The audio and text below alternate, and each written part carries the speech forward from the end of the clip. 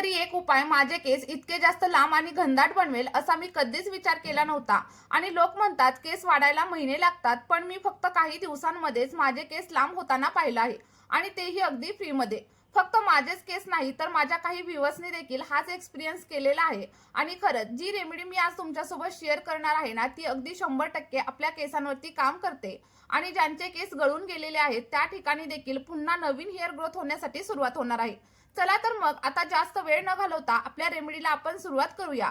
पण त्या अगोदर जर तुम्ही चॅनलवरती नवीन असाल तर चॅनलला सबस्क्राईब करा, आणि सोबतच तुम्ही आपला हा व्हिडिओ कोणत्या गावामधून किंवा मग कोणत्या शहरामधून पाहताय कमेंटमध्ये नक्की सांगा।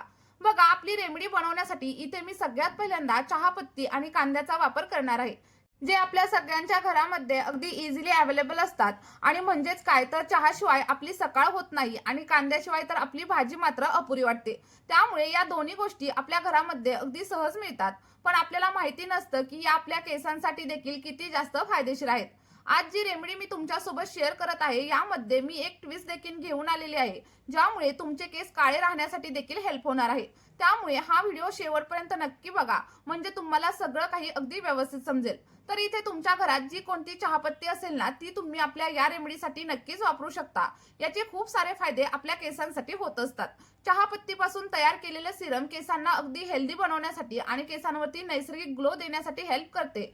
जर तुमचे केस खूप जास्त कोरडे झालेले असतील, निर्जीव झालेले असतील, तर त्यामध्ये देखील पुन्हा जीव येईल आणि केस अगदी सिल्की आणि सॉफ्ट होण्यासाठी मदत होईल। सोबतच चहापत्तीमध्ये अँटीऑक्सिडंट असतात, जे आपल्या स्कॅल्प मधील ब्लड सर्क्युलेशन सुधारतात आणि त्यामुळे आपली हेअर ग्रोथ होण्यासाठी देखील मदत होत असते। म्हणजेच काय तर तुमचे केस अगदी दुप्पट वेगाने वाढण्यासाठी सुरुवात होईल। आणि याचा रेग्युलर वापर जर तुम्ही केला तर तुमचे केस खूप जास्त मजबूत होतील आणि हेअर फॉल देखील अगदी झिरो होईल। जर तुम्हाला खूप जास्त प्रमाणावरती जर हेअर फॉल होत असेल तर माझ्या सांगण्यावरून आपली ही रेमेडी तुम्ही फक्त एकदा नक्की ट्राय करून बघा। सोबतच जर तुम्हाला डॅन्ड्रफ होत असेल तर यामध्ये अँटी फंगल प्रॉपर्टीज देखील असतात, ज्या आपल्या स्कॅल्प मधील इन्फेक्शन आणि कोणत्याही प्रकारचा डॅन्ड्रफ कमी करण्यासाठी आपल्याला मदत करत असतात। चला तर मग आता जास्त गप्पा वगैरे मी मारत बसत नाही, नाहीतर तुम्ही म्हणाल की किती जास्त बोलते। पण तरी देखील एक शेवटचा पॉइंट तुम्हाला सांगते। जर तुमचं स्कॅल्प खूप जास्त ऑइली असेल, जसं की माझं आहे, म्हणजे शॅम्पू केल्यानंतर दुसऱ्या किंवा तिसऱ्या दिवशी लगेचच केसांमधून ऑइल येतं, आणि तेही कंट्रोल करण्याचं काम आपली ही रेमेडी करत असते। तर बघा, इथे सगळ्यात पहिल्यांदा मी काय करणार आहे तर एक स्टीलचं भांडं घेणार आहे। तुमच्याकडे जे कोणतं स्टीलचं भांडं असेल ते तुम्ही घेऊ शकता। आणि त्यानंतर याच्यामध्ये साधारणतः 1 ग्लास एवढं फिल्टर केलेलं पाणी ऍड करणार आहे। तुम्ही साध्या पाण्याचा वापर देखील नक्कीच करू शकता। फक्त एक गोष्ट लक्षात ठेवा, खाऱ्या पाण्याचा किंवा मग बोरच्या पाण्याचा वापर ही रेमेडी बनवण्यासाठी अजिबात करू नका। त्यानंतर सगळं काही पाणी आपल्याला गॅसवरती गरम करण्यासाठी ठेवायचं आहे। आणि जसं जसं हे पाणी गरम व्हायला सुरुवात होईल आणि तेव्हा तुम्हाला साधारणतः 1 ते 1.5 चमचा एवढी चहापत्ती याच्यामध्ये ऍड करायची आहे। आता तुमच्या केसांच्या हिशोबाने तुम्ही चहापत्तीचं प्रमाण इथं कमी किंवा जास्त देखील करू शकता। आणि माझे केस तर तुम्ही पाहिलेलेच आहेत, किती जास्त सिल्की आहेत, स्मूथ आहेत, आणि त्यासाठी मी फक्त 1 चमचा एवढ्या चहापत्तीचा वापर इथं केलेला आहे। पण जर तुम्ही 1.5 ते 2 चमचा चहापत्तीचा वापर केला तर तुमचं जे काही रिन्स वॉटर किंवा जे काही सिरम तयार होणार आहे ते एकदम छान रेडी होईल। आणि सोबतच मला तुम्हाला सांगायचं आहे की जसं बाकीच्या व्ह्यूअर्सनी माझ्यासोबत फीडबॅक शेअर केलेले आहेत, तसंच तुम्ही देखील नक्की शेअर करा। त्यानंतर इथे मी कलौंजी म्हणजेच नायजेला सीड्सचा देखील वापर करणार आहे। आणि कलौंजी आपल्या केसांच्या ग्रोथसाठी खूप जास्त फायदेशीर असते। ही आपल्या केसांना आतमधून मजबूत बनवते आणि त्यासोबतच यामध्ये फॅटी ऍसिड्स आणि न्यूट्रिशन्स असतात, जे आपल्या स्कॅल्प मधील ब्लड सर्क्युलेशन सुधारण्यासाठी मदत करतात, आणि त्यामुळे आपल्या केसांची वाढ अगदी दुप्पट वेगाने होत असते। सोबतच वेळे अगोदर जे काही केस पांढरे होत असतात, म्हणजे जर तुम्हाला प्री मॅच्युअर ग्रे हेअरची समस्या असेल ना, तर ती देखील कमी होण्यासाठी मदत होईल। म्हणजेच काय तर तुमचे केस हळूहळू काळे होण्यासाठी सुरुवात होईल, जर तुम्ही आपल्या या रेमेडीचा रेग्युलर वापर केला तरच। आणि सोबतच ही रेमेडी आपल्या केसांना अगदी सिल्की आणि सॉफ्ट बनवण्यासाठी मदत करते। बघा, इथे साधारणतः 1 चमचा एवढी कलौंजी आपण या पाण्यामध्ये ऍड करणार आहे, आणि त्यानंतर व्यवस्थित असं मिक्स करून सगळं काही पाणी 2 ते 3 मिनिटांसाठी छान असं बॉईल करणार आहे, जेणेकरून कलौंजी मधील जे काही न्यूट्रिएंट्स आहेत ते आपल्या पाण्यामध्ये इझिली मिक्स होतील। आणि त्यानंतर आपण पुढचा घटक इथे घेणार आहोत, आणि तो म्हणजे कांदा, जो आपल्या सगळ्यांच्या घरामध्ये इझिली अवेलेबल असतो, आणि यामध्ये भरपूर प्रमाणात सल्फर असतं, जे आपल्या हेअर फॉलिकल्सना ऍक्टिव्ह करतं आणि नवीन केस उगवण्यासाठी मदत करत असतं. म्हणजे तुमचे केस जर गळालेले असतील तरी देखील पुन्हा नवीन केस उगवण्याची ताकद कांद्यामध्ये असते. तर या रेमेडीमध्ये आपल्याला कांद्याच्या सालीचा सुद्धा वापर करायचा आहे, कारण यामध्ये देखील भरपूर प्रमाणात सल्फर असतं, जे आपल्या केसांसाठी खूप जास्त प्रभावी मानलं जातं. केसांना मुळांपासून मजबूत बनवण्यासाठी कांदा आपल्याला हेल्प करत असतो. जर केसांमध्ये ब्रेकेज असतील तर ते कमी होतात, आणि जर का तुमचे केस खूप जास्त पातळ असतील आणि मधूनच तुटत असतील तर त्यासाठी देखील आपली ही रेमेडी खूप जास्त फायदेशीर ठरणार आहे. ओनियन ज्यूसमुळे तुमचे केस अगदी सॉफ्ट आणि शायनी होतात आणि केसांमध्ये व्हॉल्यूम येण्यासाठी मदत होते. म्हणजेच काय, तर आपले केस दाट व्हायला सुरुवात होते आणि नवीन केस उगवायला देखील मदत होत असते. आणि जर का तुमचा विश्वास बसत नसेल तर तुम्ही एकदा गुगलवरती देखील नक्कीच सर्च करून बघू शकता, आणि मग तुम्हाला माझ्यावरती अगदी 100% विश्वास बसेल. तर इथे बघा, साधारणतः एक कांदा आपण कट करून घेतलेला आहे आणि तो देखील या पाण्यामध्ये ऍड करणार आहे. अगोदर आपण चहापत्ती यामध्ये ऍड केलेली होती, त्यानंतर कलौंजी ऍड केली होती, आणि आता सगळ्यात शेवटी आपण जो काही कांदा कापून ठेवला होता तो देखील याच्यामध्ये ऍड करणार आहे. म्हणजे या सगळ्या घटकांमधील पोषक तत्व आपल्या पाण्यामध्ये उतरतील. आणि तुम्हाला माहित आहे का, जर तुम्ही या रेमेडीचा रेग्युलर वापर केला तर तुमच्या केसांची मुळं अगदी हेल्दी होण्यासाठी हेल्प होणार आहे.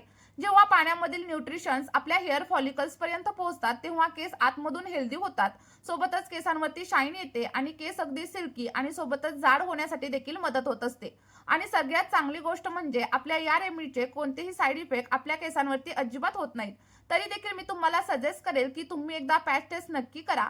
तुम्हाला काय करायचंय, कानाच्या मागे आपलं सिरम थोडंसं अप्लाय करून बघायचं आहे, आणि जर तुम्हाला काही त्रास होत नसेल तरच तुम्ही पूर्ण केसांवरती अप्लाय करा. आणि जर तुम्हाला असं वाटलं की या सिरमची तुम्हाला थोडीशी ॲलर्जी वगैरे होत आहे तर तुम्ही ही रेमेडी अजिबात वापरू नका. आणि व्हिडिओमध्ये मी याची पूर्ण पद्धत देखील तुम्हाला सांगणार आहे की हे किती दिवस लावायचं, कसं लावायचं आणि कशा प्रकारे अप्लाय करायचं. त्यामुळे आपला हा व्हिडिओ स्किप वगैरे अजिबात करू नका, कारण पुढे मी जी तुम्हाला माहिती सांगणार आहे ती देखील तुमच्यासाठी खूप जास्त उपयोगी ठरणार आहे. तुम्ही इथं बघू शकता आपल्या सिरमचा जो काही रंग आहे तो किती जास्त डार्क आलेला आहे. आणि आता तुमच्या मनामध्ये एक प्रश्न येत असेल की हे सिरम नक्की किती वेळ उकळायचं. तर बघा, साधारणतः 8 ते 10 मिनिटं आपल्याला मीडियम टू लो फ्लेमवरती सगळं काही सिरम व्यवस्थित असं उकळावायचं आहे, जसं की तुम्ही व्हिडिओमध्ये पाहू शकता. आणि त्यानंतर आपल्याला गॅसची फ्लेम पूर्णपणे बंद करायची आहे आणि आपलं सगळं काही सिरम थंड होण्यासाठी ठेवून द्यायचं आहे. आणि थंड झाल्यानंतर तुम्ही गाळून वगैरे घेऊ शकता. इथे तुम्ही पाहू शकता सिरम थोडंसं गरम असतानाच मी गाळून घेतलेलं आहे, पण सिरम जेव्हा पूर्णपणे थंड होईल तेव्हाच आपण केसांवरती अप्लाय करणार आहे. कारण गरम असताना कोणतीही गोष्ट केसांवरती अप्लाय करू नका, नाहीतर तुमचे केस आणखी जास्त प्रमाणावरती गळायला सुरुवात होईल. आणि जर का तुम्हाला गाळणीने सिरम गाळायचं नसेल तर एखाद्या कॉटनच्या कापडाने देखील तुम्ही नक्की गाळून घेऊ शकता. आणि आता जो काही कांदा आणि चहापत्ती वरती उरलेली होती त्याचं काहीही काम उरलेलं नाहीये, त्यामुळे तुम्ही त्याला फेकून देखील नक्कीच देऊ शकता. आता हे तयार झालेलं सिरम केसांवरती कधी लावायचं, किती लावायचं आणि कशा प्रकारे लावायचं हे जाणून घेणं देखील खूप जास्त गरजेचं आहे. कारण जर योग्य पद्धतीने तुम्हाला लावता आलं नाही तर या रेमेडीचा काहीही उपयोग तुमच्या केसांवरती होणार नाही.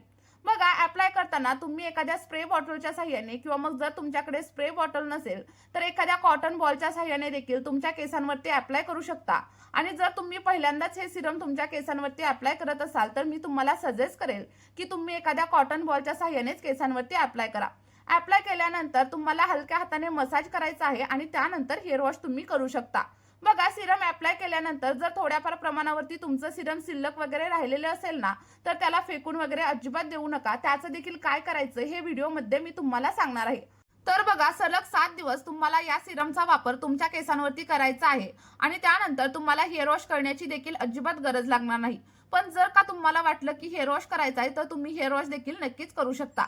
आता मी तुम्हाला सांगितलं होतं की जर तुमचं सिरम थोड्याफार प्रमाणावरती शिल्लक राहिलं असेल तर ते फेकून वगैरे देऊ नका. तर आता सांगते की त्याचं काय करायचं. बघा, तुम्ही तुमच्या केसांवरती जो कोणता शॅम्पू वापरत असाल तो शॅम्पू आपल्याला शिल्लक राहिलेल्या सिरम मध्ये ऍड करायचा आहे आणि त्या शॅम्पूने तुम्हाला हेअर वॉश करायचं आहे. त्यानंतर तुम्ही पाहाल की पहिल्याच वापरामध्ये तुमच्या केसांमध्ये शाईन येईल, दुसऱ्या वापरामध्ये तुमचे केस थोडेसे लांब होण्यासाठी सुरुवात होईल आणि तिसऱ्या वापरामध्ये तुम्हाला दिसेल की तुमचे केस अगदी सिल्की आणि सॉफ्ट झालेले आहेत.